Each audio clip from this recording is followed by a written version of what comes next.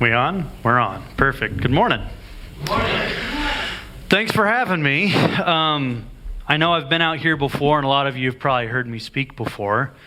Life's changed a little bit since then. And as he mentioned, there's ties kind of to the mission field. So I'm going to be sharing a little bit about that today. The mission field I'm going to be going into, something pretty significant actually has changed between now and when Brian gave me the offer to come and speak this Sunday. Because my mission field is going to be largely down at the University of Idaho. I don't know how many of you have heard the news this week, but Monday, a terrible tragedy in that community was discovered.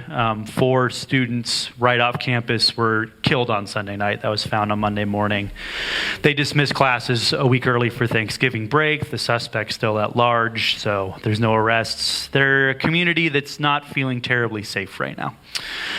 So before we get started, I'm going to open with prayer, but I wanted to bring that up first because I want to make sure that we're praying for that, as we get started.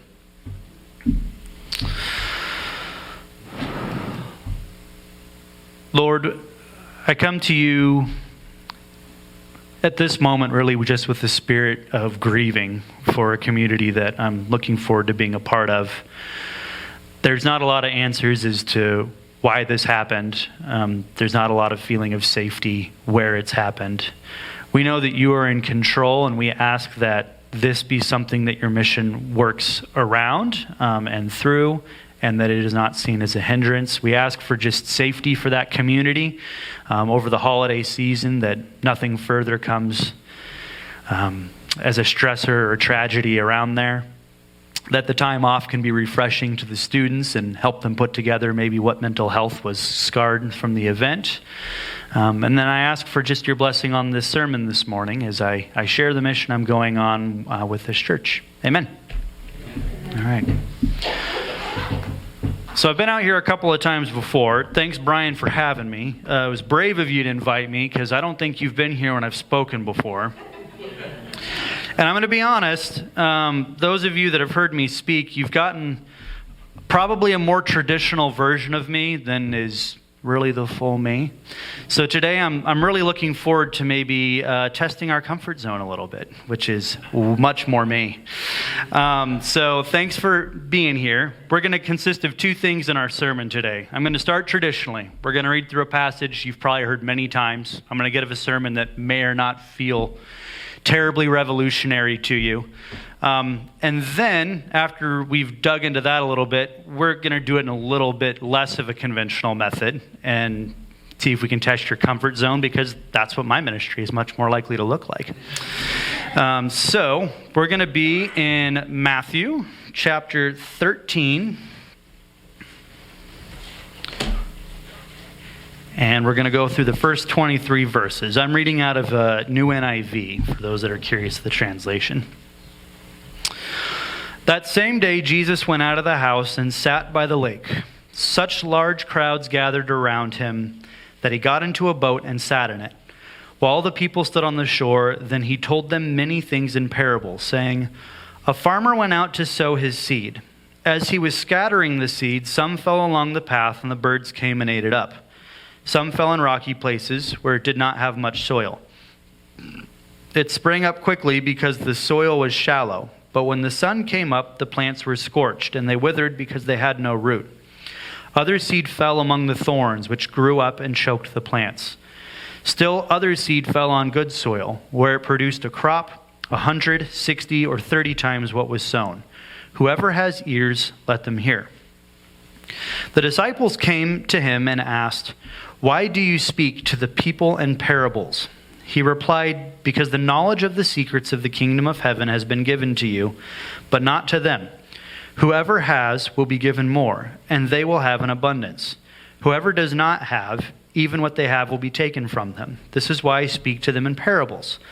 Though seeing they do not see, though hearing they do not hear or understand.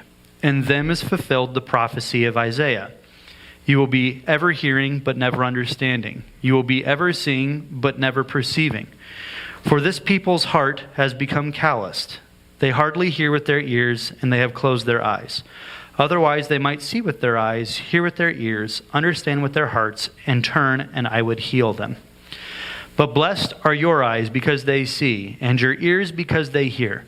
For truly I tell you, many prophets and righteous people longed to see what you see, but did not see it, and to hear what you hear, but did not hear it. Listen then to what the parable of the sower means. When anyone hears the message about the kingdom and does not understand it, the evil one comes and snatches away what was sown in their heart. This is the seed sown along the path. The seed falling on rocky ground refers to someone who hears the word and at once receives it with joy. But since they have no root, they last only a short time. When trouble or persecution comes because of the world, they quickly fall away. The seed falling among the thorns refers to someone who hears the word, but the worries of this life and the deceitfulness of wealth choke the word, making it unfruitful. But the seed falling on good soil refers to someone who hears the word and understands it. This is the one who produces a crop, yielding 160 or 30 times what was sown. We're all reasonably familiar with this passage, I imagine. Who's heard sermons on it before? A good chunk of you. Yeah, that's what I thought. Not breaking any new ground or churning any new soil.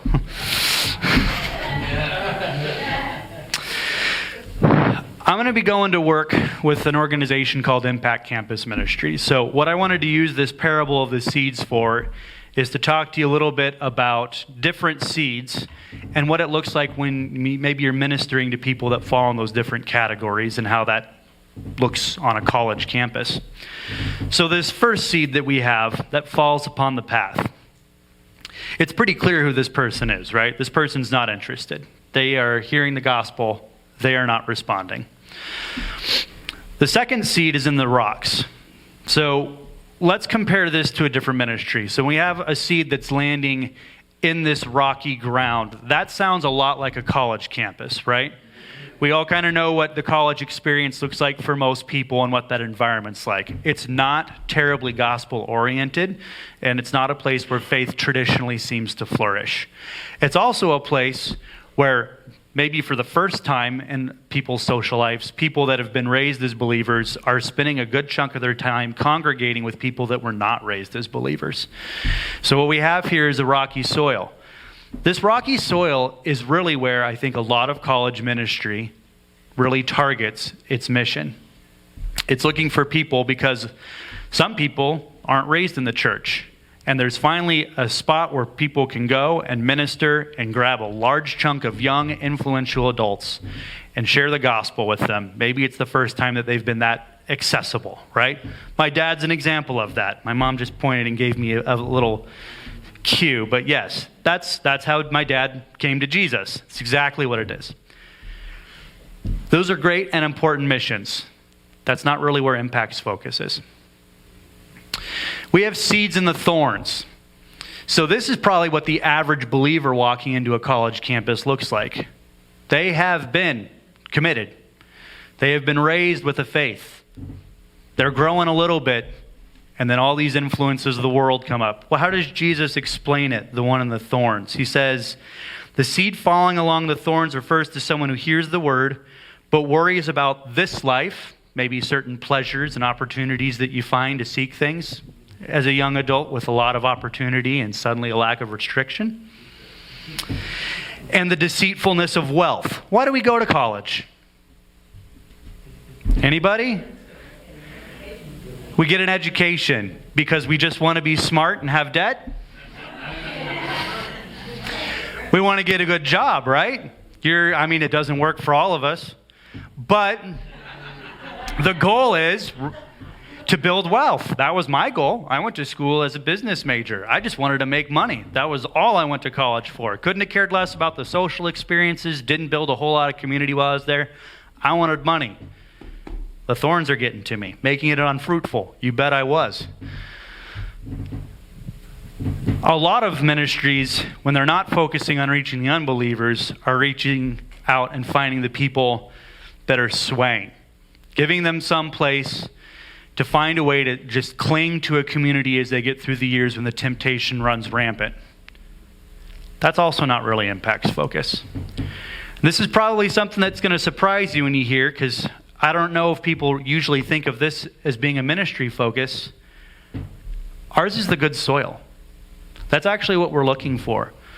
What Impact is looking to do is we want to find those people that are committed to following Jesus.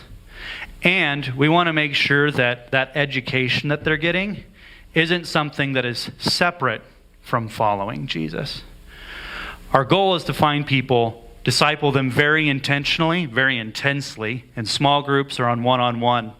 And that when they leave the university, we want them to take Jesus into their workplace. We want Jesus to be something that is part of their vocation.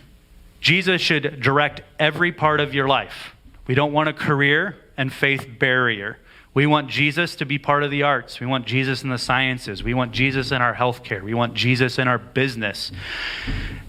Kingdom building looks like running businesses with ethical practices and art that actually has a lesson worth learning. This is what Impact is looking to do. We're focusing very much on the good soil. Now, this process will often necessarily include working with students that are going through a process of deconstructing their existing faith. Deconstruction is probably a trigger word for a lot of people here. It is for most people in the church. I want to talk a little bit about that, because deconstruction, that's a tool that can be used in a very healthy way or a very unhealthy way.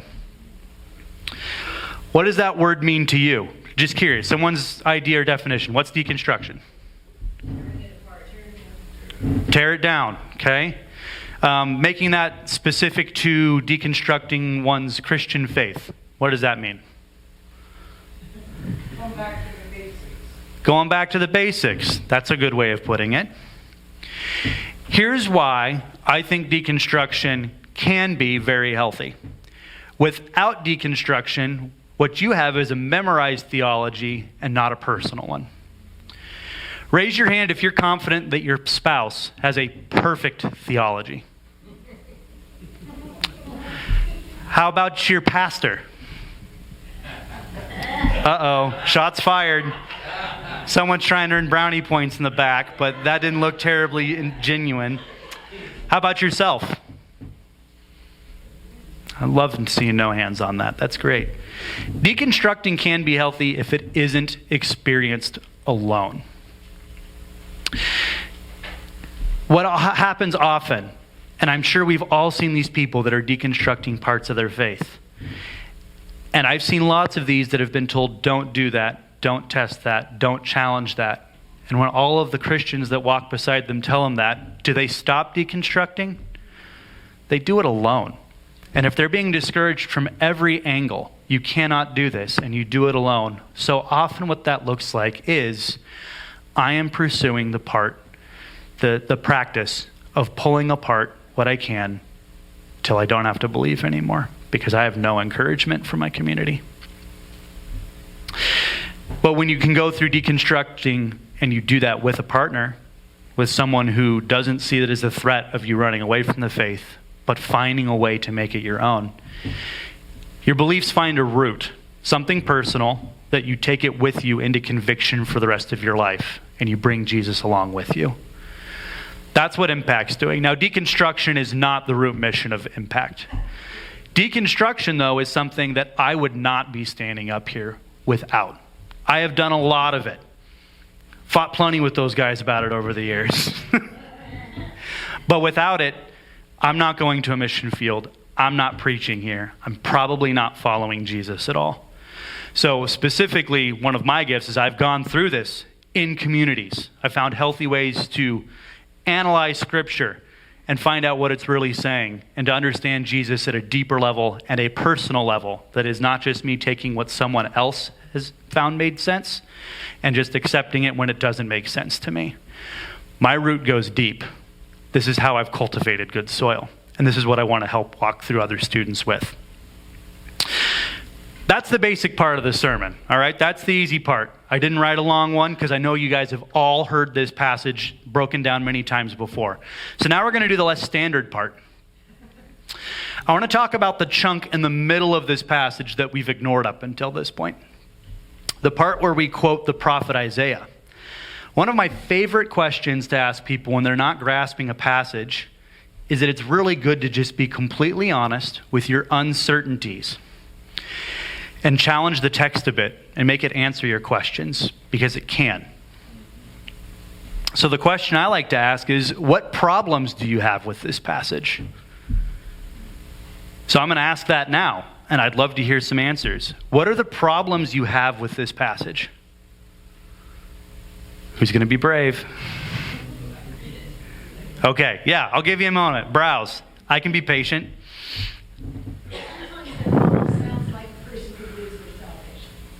Okay.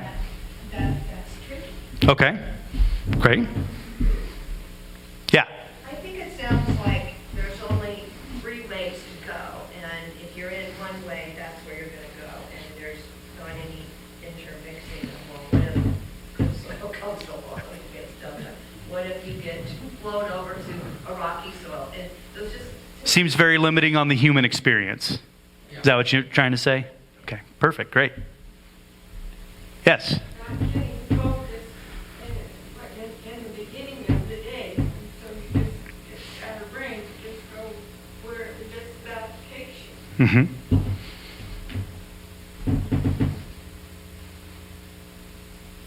Three's fine. I won't pick on anybody. So those are great. If you had those questions, none of those are the ones that I brought up. You've got one. Why would Jesus not want people to understand? That's a great one, and that's a standard one. And that's one actually I'm still wrestling with and challenging. I wanted to answer that one today, but I was not convicted in the answers I came to well enough to teach on them. I truly wasn't. So we've got 4 questions. Those of you that asked them, I challenge you, write them down. Go and work on that in your own time. Don't just say, well, I don't know, something standard. Go find the answer. Spend some time with it. You can find one. I'm going to tell you the challenge and the problem I have with this passage. And that's going to be in verse 14. In them is fulfilled the prophecy of Isaiah. And I'm going to read that prophecy again. You will be ever hearing but never understanding. You will be ever seeing but never perceiving. For this people's heart has become calloused. They hardly hear with their ears, and they have closed their eyes. Otherwise they might see with their eyes, hear with their ears, understand with their hearts, and turn, and I would heal them.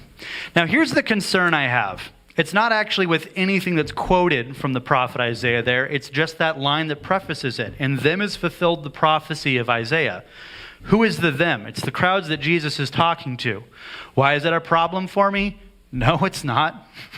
That is absolutely not who's fulfilling this prophecy in Isaiah. The prophecy in Isaiah is referring to the actual mission God is sending Isaiah, the person, on to speak to pre-exilic Israel.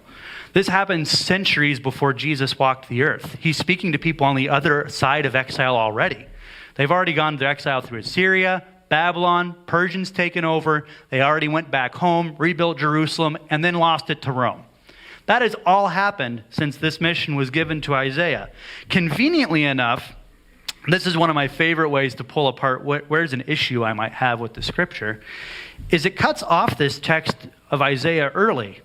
So right after all of that part that it quotes, then I said, "For how long, Lord?" And he answered, "Until the cities lie ruined." Already happened. "And without inhabitant." Already happened. "Until the houses are left deserted and the fields ruined and ravaged." Already happened. "Until the Lord has sent everyone far away and the land is utterly forsaken. And though a tenth remains in the land, it will again be laid waste. But as the terebinth and oak leave stumps when they are cut down, so the holy seed will be the stump in the land." That's the back half of that prophecy. It's not listed here. It's good reason it's not listed, because it makes it pretty obvious it's not about people living in Israel right at the time that this story is taking place. Is it just me? Does anyone else find that strange and a little problematic for handling this passage now? Little strange. So here's what we're going to do. We're going to try and sort out our problems. And I'm not going to help.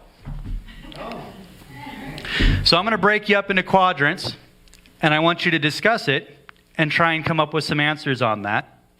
And we're going to put into practice what it looks like to challenge the Scripture. We're just going to spend about 5 minutes doing that. Then we're going to gather back. And then I'm not going to give you the answer. I'm going to tell you what I do with it. But it's good to go through the practice first. So we're going to do that now.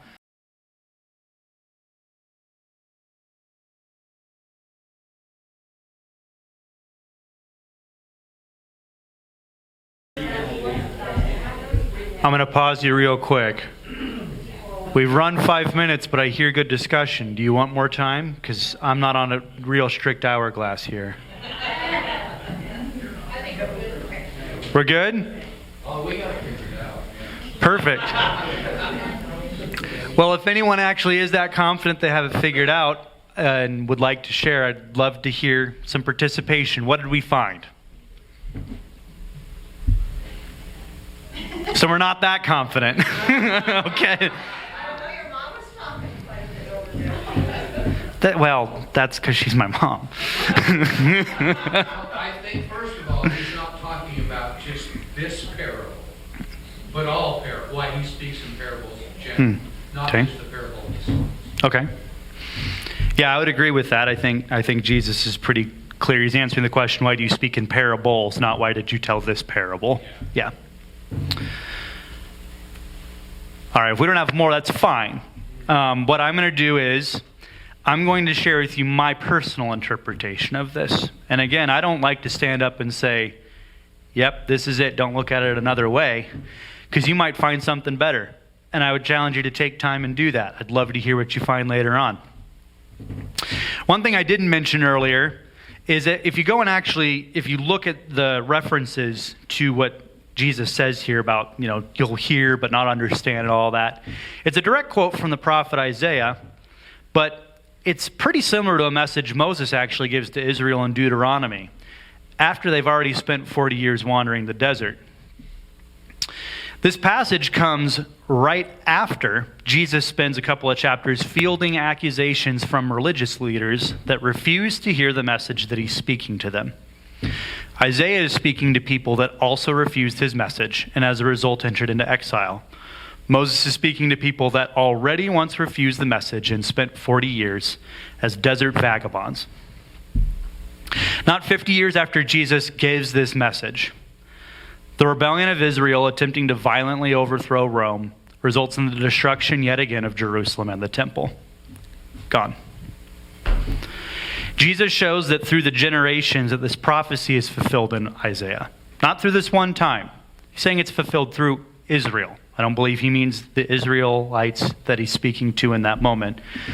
Through the ages, because he's quoting where it happened before. Isaiah seems to be somewhat quoting Moses where it's happened before. And Jesus is telling him it's going to happen again. It's fulfilled in Israel, who seeks to build God's kingdom according to their own purposes, instead of following submissively to what Jesus is actually calling them to do, and where God has commanded them, comfortable or not. Life is uncomfortable often. I hope some of you at least were made uncomfortable by this exercise. That's kind of how I function. And for a person of faith, especially in these formative years, how do we resolve this? So I'm actually going to read through the next parable, and then we're going to wrap up with this. So we're going to go right after that parable we just talked through, start at verse 24 and go through 30. Jesus told them another parable. The kingdom of heaven is like a man who sowed good seed in his field. But while everyone was sleeping, his enemy came and sowed weeds among the wheat and went away. When the weeds sprouted and formed heads, then the weeds also appeared. The owner's servants came to him and said, "Sir, didn't you sow good seed in your field? Where then did the weeds come from?" "An enemy did this," he replied. The servants asked him, "Do you want us to go and pull them up?" "No," he answered, "because while you are pulling the weeds, you may uproot the wheat with them. Let both grow together until the harvest. At that time, I will tell the harvesters, 'First collect the weeds and tie them in bundles to be burned. Then gather the wheat and bring it into my barn.'" What's very different about this parable from the one right before it, the farmer here's confronted with an environment that's tainted. His seeds have fallen into tough soil as a result of external corruption. When we read through that first parable, the one of 4 seeds, it's so well known, what's missing from that parable as opposed to the second one? All of that's true, but more importantly, anything other than the seeds in the soil. There is no external influence. Throws, lands, grows, that's it. The farmer's not active. He just throws it and lets it grow. There's no one tending the soil. There's nothing trying to corrupt the soil. It just lands where things already are, and that's it.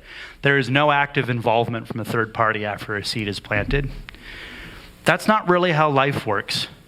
And so I think this is here very intentionally. It's a follow-up talking about, okay, what does it actually look like to cultivate the seeds? We know where some of them land. Doesn't mean that that's got to be the end-all of how that seed grows. Here's what the farmer doesn't do. He doesn't just say, bah, forget it, and plant seeds somewhere else. Our farmer also doesn't give up on the seeds. And he also doesn't sacrifice them to deal with the weeds. The farmer wisely entrusts that the seeds can and will produce as needed, despite the obstacles around them. Almost assuredly, this is not because he's going to just neglect them until they harvest, but because he can tend his fields and produce a harvest despite the weeds. This is the journey that I'm going to be heading on. I'm not convincing young adults to forsake a college experience or to only seek it within the weeded soils of a Christian school, but by spending time in the field with them, strengthening them for the harvest, and preparing them to enter the barn. Thank you, Taylor.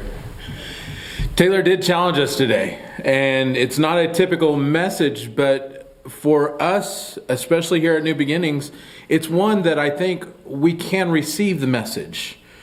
The college campus and the young adults of our generation right now are facing a lot of these things that he has brought up. The challenges to Christianity. And it's not one where you just accept it because a church has told you, but now you have to actually be able to defend the faith and answer the questions. So much so more than it's been in generations. But this generation, it's being confronted straight out. I mean, there's no hiding the weeds anymore. It's right in your face. And so the fact that we have missionaries who are called to go to these campuses and help the Christians on campus know how to defend their faith, how to answer these questions, and walk them through this is something I think is worth giving attention to. Now, we as Southern Baptist Church, we support thousands of missionaries around the world. And some of you even know specific missionaries around the world, and you have relationships with them. But most church members don't know missionaries firsthand. This is a chance, and that's why we invite them to come in to know missionaries. And maybe God has put it on your heart to help support that mission. Maybe the mission that he had described speaks to you. And God says, this is worth paying attention to. This is worth supporting. And so maybe you want to support him. You would talk to him specifically and make sure that you let him know and maybe arrange for what that support looks like. Maybe we as a church, first of all, we know that we support thousands of missionaries. But at least we know now, whether we support him financially or not, we can be praying for him. This is our community. He is going to speak to the children, to the youth of Rathdrum.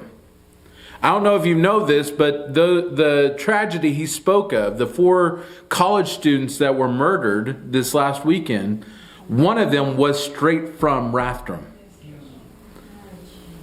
Lived, grew up, graduated out of Lakeland High School. And so we need to pray for the missionaries that are already there, but also the missionaries who are going. Because these are our students. This is our next generation that we need to be preparing. Thank you for joining us for worship today. I hope and pray that God has challenged or inspired you through this message. And if He has, please leave a comment or send us an email and let us know. Also, you could do those same things to let us know if there's any prayer requests you have that we could join you in prayer for. Thank you again for watching. Hope to see you again soon. God bless you.